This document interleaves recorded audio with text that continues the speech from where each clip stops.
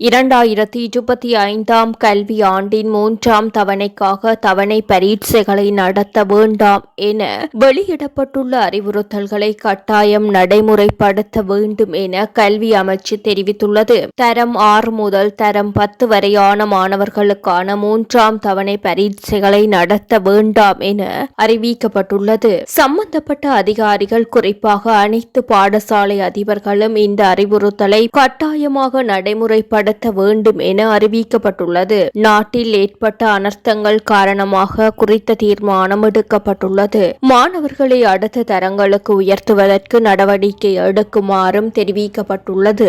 எவ்வாறாயினும் 11ஆம் தர மாணவர்களுக்கான 3ஆம் தவணை பரீட்சையை நடத்த முடியும் என தெரிவிக்கப்பட்டுள்ளமையும் குறிப்பிடத்தக்கது.